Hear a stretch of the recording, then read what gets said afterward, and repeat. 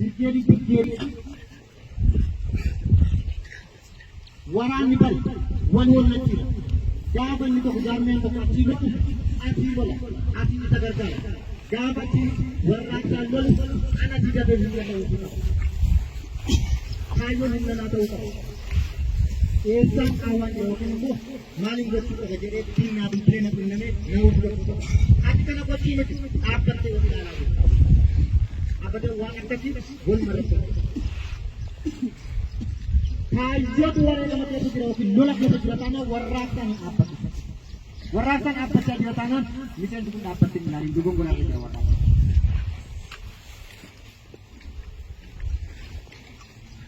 kaayyotu immoo lolaa jira taanaan itti dhiyoon jira taanaan ajajan itti buusa abbaa jira hojiin koo hojii waraanu lolchiisu kanarraan ala wal qalladuu wal jiraachisuu wal furdisuu wal guddisuu kanaaf dirreetti hin bakka wareegamu ni wareegamu birgeedii kaayyoo yookiin birgeedii warraaqsaa lola keessa jira taanaan abadan hin dhaabbatan iyyuu hin badamalee hin dhaabbatu otoo nan loluu dhaabbatu taanaan immoo seera wal qaata kanaaf birgeedii sadanuu imala bilbilee qaba waraanni lixa kaasee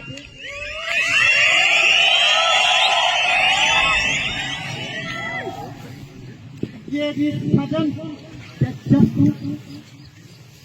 narraa fagaatti itti qaban akka jeenqabsiisuuf itti qaban jedheetu si filatee si baafate hafu lafa hunda siistee naasirreessite lafa naaftaaqsite waraana naasirreessu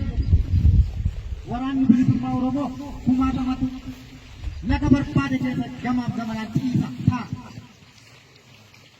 akka walitti naa qabee jedhu itteessaa ol hin barbaade walaanaan isaa gad situ qabatisa mataa namiti kaayyoo miti warraaqsaa miti siitu qaba kuma sibiila tokko dhaabaa jira diina bakka ati mootummaan bakka eenyutu immoo fuuldura keenya dhaabbatu nuti walii galle kanaaf akkasitti naaf otoo hin taane abaliyyoo otoo hin taane akkasitti wal honnachiisu jira natti ol honnachiisa kaayyoo si honnachiisa warraaqsaa si honnachiisa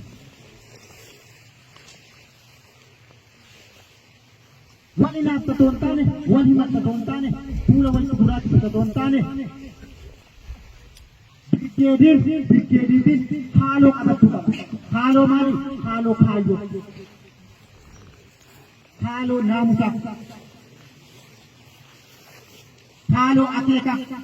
tokko nuti jaallattatti bitas tokko aanfoor birgeedii sana keessa jiraachuu nan danda'a ibsaan birgeedii sana keessa jiraachuu nan danda'a hundi kee bor wal keessa jira gaafa to birgeedii eebbatan fakkeenya siitaa buttaa beebii buttaa gidaamii as keessa jiraata har akka ajaa'ibatti wal jaallanna gaafa sana garuu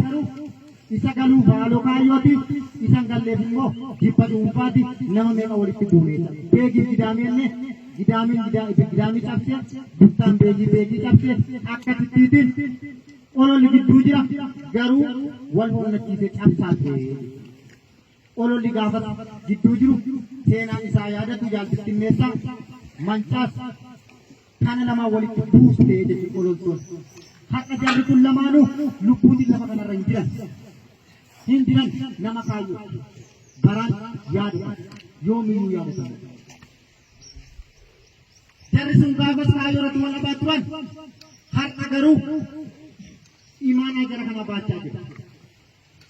waraanni yeroo sana abaluuf jeetu sifantaan wal ilaalaa ture har'a garuu sana balleessine har'a gaafa immoo birgeedonni kun kutaa waraana ol guddatee birgeedonni bukkee walii bukkee lamaan gidduu kanarra cabsee deemaa jirutti olola kana balleessine haamileetiin jaalalaan tokkummaan adeemee diina kana mootummaa impaayera waggaa hedduu eegaa jettanitti sagadee bulchiinsa mootummaa uummata aangoo barcuma irra taa'ee barcuma Minilikfaa barcuma Dargiifaa barcuma Wayyaanee kana jala taa'ee ekeraa dhabba'u yoomiyyuu ta'inna jilgeeffannuufi ni injifannaa.